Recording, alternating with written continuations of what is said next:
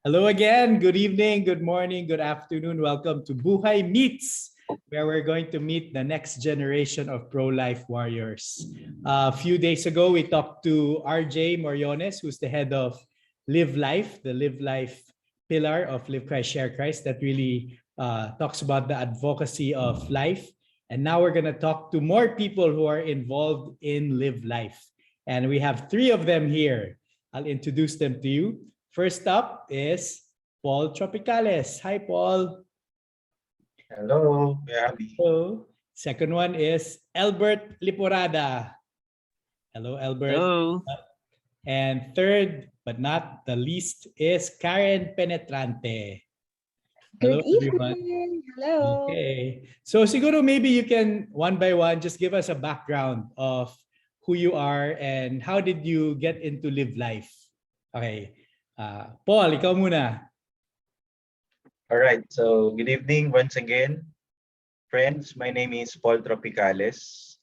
I am a member of Missionary Families of Christ, Young Couples Ministry. At tagal na rin akong missionary of the MFC for almost 12 years. And right now, God called me to be a pro-life missionary serving in LCSC Live Life Pillar.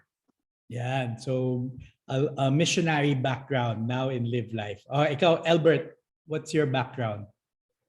Yan, sige. So ako naman, I'm Elbert Liporada. Actually, I'm from Visayas, pero when I became a missionary way back 2014, so dito na ako sa Manila for 8 years. I've been a missionary for 8 years. So I serve the kids, I serve the singles last year, which the ministry na part ako ngayon.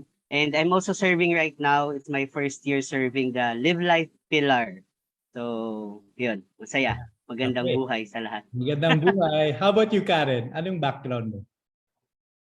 Ayan, sige po. Good evening, everyone. I'm Karen Ann Penetrante, and I've been a missionary for almost 5 years. So, actually, prior to Live Life, I was involved in the youth ministry for, I think, 13 years kasi I Wow. started when I was 15. So, you do the math for my age. But, yeah, most of my life, I've been involved serving in the youth ministry. But, being involved in the pro-life work, syempre part naman sa youth ministry, but mas immersed this year through Live Life there.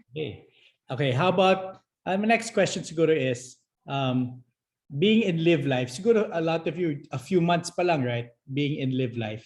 What is the issue that you've seen mostly sa mga forum that you do, even the social media posts that you do? What is the issue that really gets people talking? Okay. Karen muna, because I know you're the one who handles a lot of social media accounts. Kaya sige po. Siguro what I not siguro, pero ito talaga, most of my encounters working with the social media of Live Life, there are people who comment on pro-lifers just being about pro-birth.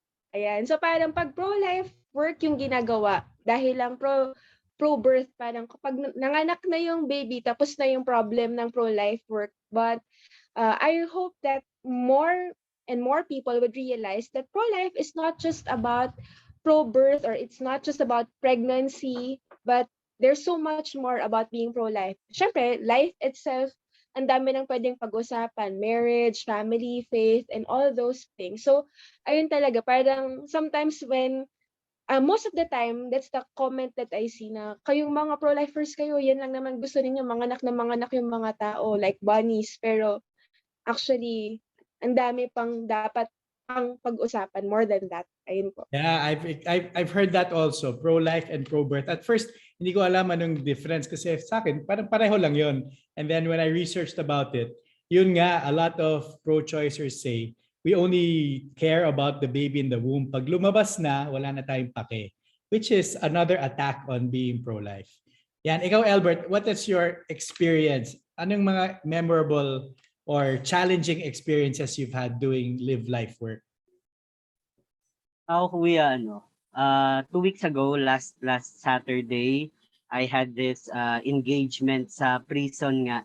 So parang 4 different jail yung binigyan natin ng talk about live life. Life is a gift. So very challenging kasi you will talk about freedom, you will Yeah. talk about to them na maganda ang buhay, di ba? But yun nga, nasa loob sila ng kulungan and uh, gets yung parang paano nila ma-appreciate yung ganda ng buhay kung nasa loob sila. So, magandang experience siya kasi I thought people there were hopeless na nandun sila. But it's different na yung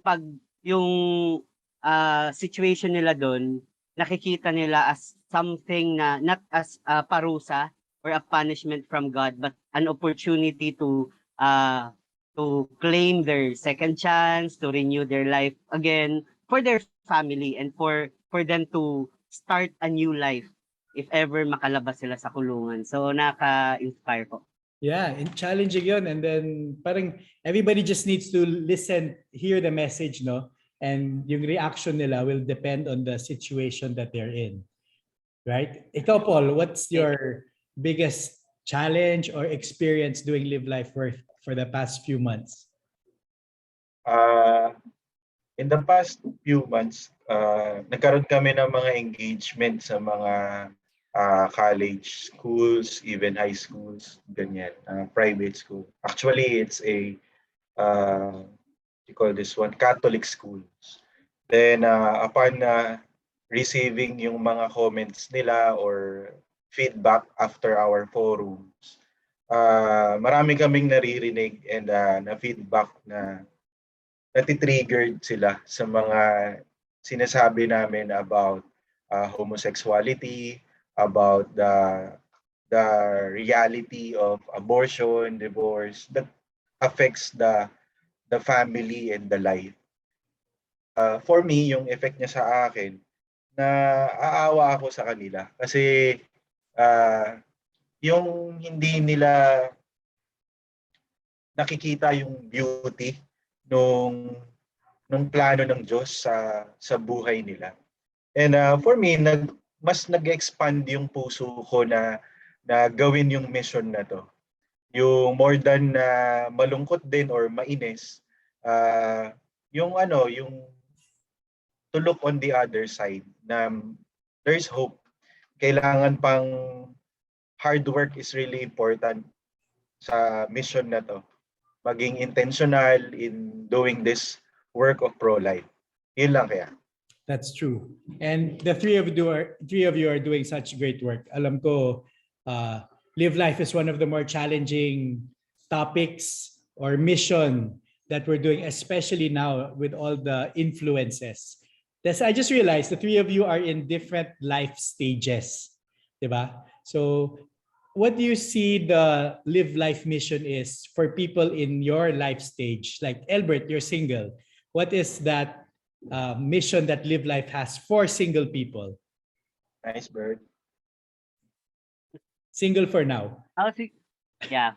Oh, let's claim it. Ako kuya, as a single person, malaking tulong yung Live Life kasi unang-una it helps me to appreciate my manhood. At the same time, it helps me to appreciate as well my vocation in pursuing my vocation, in preparing myself for the vocation that God prepared for me.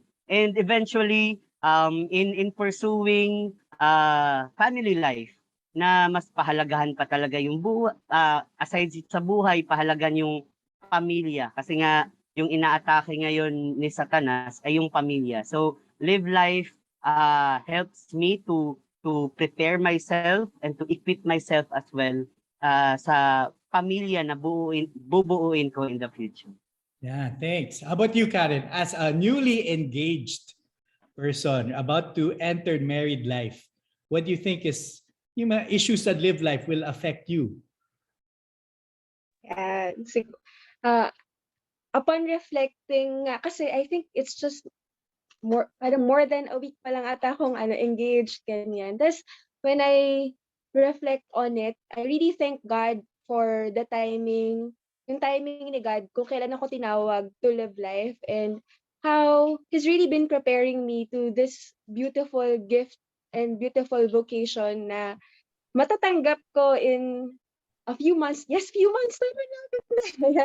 So, parang, ang na-realize ko, uh, it was helpful for me nung nasa boyfriend-girlfriend stage kami ng fiancé ko. Pero now that I am proactively talaga preparing for marriage, mas natutulungan ako nung live life to see my sacred duty as a woman, na hindi lang 'to parang ikakasal ako kasi I love you, parang okay, public lang, share lang namin yung love namin for each other. But really, with God, we will answer to this vocation to build a family in the future. And hindi lang siya it's not only for me, but I will be a gift to my future spouse and also to my future children, para kumbaga matulungan namin yung bawat isa makarating ng heaven one day. So, thank you, Lord, for calling me sa Live Life. Oh, that's great. Ikaw, Paul, as a married man, how does live life help you, or what are the challenges that come with it? Yes, Kuya. I'm so thankful and privileged enough to be part of this pillar sa Live Life. And God called me in a personal way this the start of the year. So talagang personal yung pagtawag sa akin ni Lord kasi nga as a married man, gusto ko talaga ngayon na magkaroon ng baby, kaming dalawa ng asawa ko. And start of the year, natanggap namin yung news na buntis yung asawa ko. But after a month of waiting and preparing ourselves to be parents, nagkaroon ng miscarriage. And na-feel ko talaga na God is preparing us, both of us, ang asawa ko, to this calling. And I believe God is up to something good, na pinaparamdam niya sa akin that life is really valuable. Talagang mahalaga at biyaya na galing sa Kanya, na hindi mo siya makukuha lang sa oras at panahon na gusto mo, pero sa panahon na galing at sa Panginoon. Kaya right now, more than wanting to have a child, gusto ko ring maging handa na ipaglaban itong life namin as a young couple building our own family. Kasi I believe marami ring akong matututunan while I'm doing this mission for Live Life, na katulad nila Elbert and Karen. This is one way of God preparing us for the vocation that He prepared for us. But yung deepest reason is ayokong makita yung anak ko na instead of buying candies, he can buy condoms sa mga suking sindahan. And that's the saddest thing na pwedeng mangyari sa magiging anak ko. At ngayon na meron akong kayang gawin, na kaya ko pang gawin na mapigilan yon, I'm prepared for doing my best and giving my all for this mission. Wow, that's great. And it's so good to hear the three of you, your pro-life conviction, and the world really needs more people like you. So I'm really grateful na you answered the call to do live life work, pro-life work, and even in the middle of all these attacks and misunderstandings of what pro-life is, nandito pa rin kayo, willing to really do extra mile, extra work. Okay. Anyone else want to say anything before we close? Any final words of wisdom from our Live Life warriors? I think Karen meron. I can see it in your eyes. Kuya, nag-unmute na daw si Kuya Elbert. Nag-unmute ka ba? Oh, next ka. Sige, Elbert, okay. I think what I've learned in the past wow, ang bilis na pala, no? Parang few months being in Love Life. Marami ako natutunan, pero isa sa mga natutunan ko is pro-life work really takes courage. Yan, it takes courage, and courage, again, it doesn't mean na hindi ka takot, yan, walang takot. Pero may takot, but then you see the greater call to do this, and the courage comes from God. Maraming natatakot pag usapang pro-life, even sa youth, ayan, sa singles, parang ang sensitive naman pag-usapan, ganyan.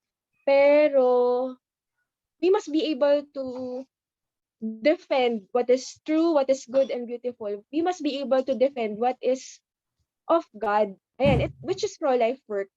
And kakayanin natin if we are anchored on God. During our celebration of the Pro-Life Month last February, I told my teammates na yun nga, being pro-God means being pro-life. Many Catholics don't want to talk about yan nga, divorce, euthanasia, abortion. Yung parang tinatanggap lang natin, but we're not able to, in a way, fight against all these ideologies and all this stuff. Pero if we claim that we are pro-God, we are praying to God, di ba, we're getting to know Him, we must be able to promote and defend the gift of life kasi that's the greatest gift that we have received from God. So again, if we say we're pro-God, that means we must be pro-life, regardless of whichever stage we are at in life. So yun siguro. Amen. Thank you. Courageous, that's right. Be courageous. Oh, Elbert, naka-unmute ka daw. Ako kuya, unang pumasok sa isip ko is to always choose life in your everyday life. Choosing life by appreciating your life and also appreciating the life of others. Yun. So, piliin ang buhay sa araw-araw. Piliin ang buhay. Yeah, sa piliin ang araw-araw. buhay. Paul, any last words, final words for tonight? All right. Being pro-life is really hard work. And we need your help. Yung tulong ng mas marami pang next generation of pro-lifers na hindi lang go with the flow. Hindi lang yung kung anong uso, yun yung gagawin. But we will go against the tide. Yung marami tayong babanggain in this pro-life work. And we need the help of young people and also yung mga pro-lifers ahead of us na nag-set ng standard of being pro-life. We really need your help in pushing for this advocacy, in spreading the gospel of life. This work is really a divine calling from God. And it's so amazing. And as we do this work, it will push us and it will help us to reach heaven. At masaya tayo na magkita-kita tayo lahat. Thank Yun lang, you. That's great. I'm so inspired. Really, we need to talk about the sensitive stuff. People think it's sensitive, but really it's not sensitive because we're talking always about the truth. And we should be courageous in proclaiming the truth. So thank you, Karen, Elbert, Paul, for your conviction. And I'm very, very happy that you are in this work. And we will really see a lot from the three of you. So thank you again, everyone, for joining us. And on the coming days, we'll meet even more people just like them. So thank you. Good night. God bless.